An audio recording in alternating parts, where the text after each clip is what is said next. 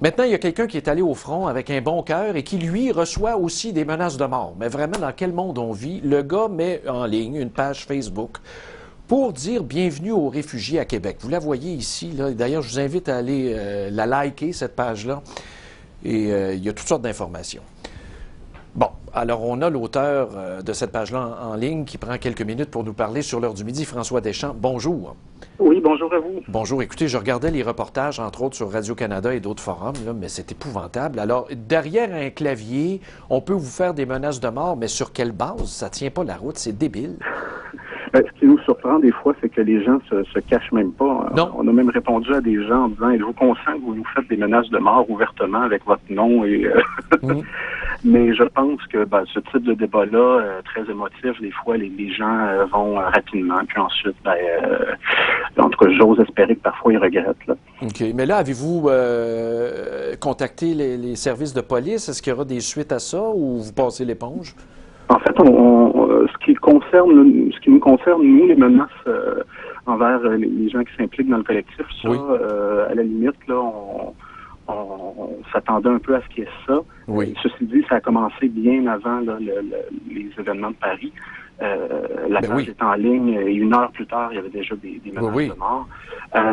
Par contre, celles qui sont ciblées envers les immigrants ou les musulmans, ça par contre, on va voir là, ce qu'on fait en groupe, là, quelle suite on donne. Oui, parce qu'effectivement, il y a une réflexion à faire là-dessus. C'est épouvantable.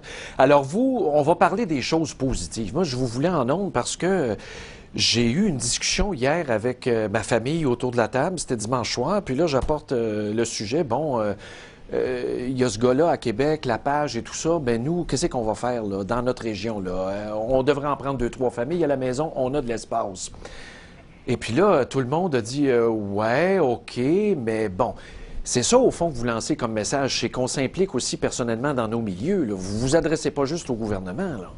Ah non, absolument pas. La campagne Bienvenue aux réfugiés, en fait, une campagne mondiale. Là. C'est un mouvement qui part d'Allemagne et qui s'adresse pas uniquement là, à la question syrienne. Malheureusement, la question des réfugiés commence pas avec les Syriens et malheureusement finira pas non plus. Mais ce que nous, on veut, en fait, c'est justement envoyer un message positif que on peut d'abord s'impliquer. Il y a un tas d'organismes qui font déjà un très bon travail auprès de la clientèle immigrante. Oui. Et puis nous, on veut être un peu le relais, faire l'information, ou envoyer les gens aussi. On reçoit beaucoup de messages de gens qui veulent s'impliquer ou faire des dons. Bon. On les envoie vers les structures de leur région. On espère qu'il y a d'autres gens en région ou à Montréal qui fassent la même chose, finalement. Et puis, c'est aussi une façon de s'afficher politiquement, de dire, surtout à Québec, là, de dire, c'est pas tout le monde qui a un discours anti-immigrant ou qui a un discours là, de fermeture. Oui, non, mais puis c'est tellement bon ce que vous dites. On avait sur nos ondes, il y a peut-être 2-3 semaines, justement, sur la crise des réfugiés, ben avant Paris.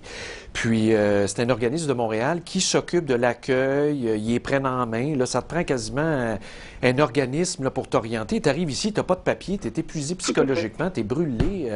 Puis il faut appeler ces organismes-là. S'il y en a qui nous écoutent, là, qui veulent en héberger, il n'y a pas de problème. Là. La première porte, je pense, c'est de donner notre nom à ces organismes-là. Tout à fait. Puis même des gestes simples, là, il y a beaucoup d'aides d'urgence via la Croix-Rouge. C'est certain que c'est moins incarné parce que des fois, on n'a pas l'impression de voir là, le résultat tout de suite, mais il y a aussi des trucs très, très proches là, des gens. C'est-à-dire, il peut y avoir du parrainage social. Vous ne vous engagez pas civiquement, mais ce que vous pouvez faire, c'est tout simplement aller faire des activités avec des gens, les amener voir une game de hockey, du mentorat. Des trucs comme ça, spécialisés finalement. Donc, on ne demande pas, là, nous, on sait que nous, on reste là, une page Facebook, puis on vend des t-shirts, on pense pas que ça va... on n'entend pas faire une révolution avec ça, mais on veut juste conscientiser puis aussi donner de l'information sur la réalité que ces gens-là ont à subir. Mais avez-vous l'impression, mais M. Deschamps, avez-vous l'impression d'être à contre-courant quand vous voyez la banderole à Québec, on veut rien savoir des réfugiés, là, je paraphrase, ou quand vous voyez dans le 2.0, là, comment vous vous sentez, vous, comme engagé? Est-ce que vous vous sentez triste ou le cœur vous lève? C'est que la réponse de haine, c'est tout le temps la première et c'est la plus rapide. Oui. Donc, au début, là, c'est un peu difficile de soutenir cette, disons, négativité-là. Mais là, c'est l'inverse qu'on reçoit comme message chez des gens qui veulent s'impliquer, c'est des gens qui passent par-dessus ce discours-là. Oui.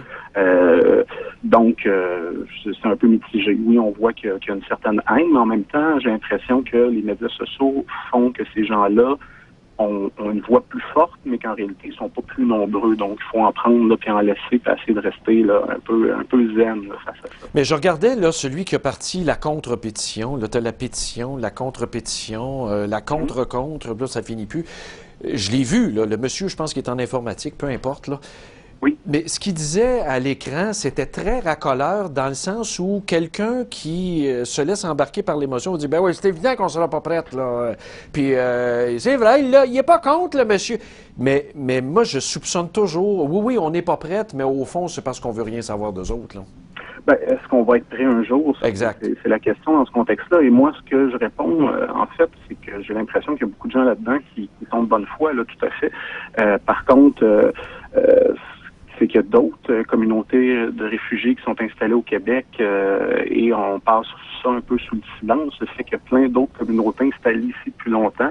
Et puis, les Vietnamiens n'ont pas amené la guerre civile ici. Les Haïtiens n'ont pas amené l'instabilité politique ici. C'est certain qu'il y a des questions de sécurité puis que je pense que personne là, depuis Paris en plus là, fait « Non, moi j'ai pas peur, il n'y a pas de risque, tout ça ». Par contre, on croit qu'une crise humanitaire de cette ampleur-là peut pas être complètement camouflée derrière une question de sécurité parce que d'une certaine façon, si on laisse ces gens-là à leur sort, il y en a d'autres qui vont les récupérer politiquement ou socialement. Bien, Monsieur Deschamps, merci beaucoup. Vous avez bon cœur, vous avez des belles valeurs. Moi, je vous dis, c'est de la musique à mes oreilles. Ça fait ma journée parce que je me suis retenu d'aller trop sur les réseaux sociaux. J'étais déprimé en fin de semaine. Vraiment. Oui, il faut se désintoxiquer un peu parfois. Oui. Bien, continuez. Beau discours. Merci bien. Merci. Au revoir. Au revoir. François Deschamps qui s'engage, lui, et qui va au front, même si sa position n'est pas très, très populaire. C'est sûr qu'il reçoit des messages de bêtises, là. D'ailleurs, j'ai été bloqué par certaines personnes. Quand j'ai reçu ce prix ici, je vous en avais pas parlé, mais j'en ai parlé à l'émission à l'affiche avec Magali et François. J'ai reçu ce prix du Forum musulman vendredi soir. Imaginez comment c'était triste et épouvantable. Forum musulman canadien en reconnaissance pour votre contribution à la sensibilisation du public. Bon, j'ai reçu ça par le Forum. Et c'est sûr, j'ai été bloqué par plein de gens sur Facebook. J'ai été abîmé de bêtises. D'ailleurs, j'ai été... je pense que je vais me taire.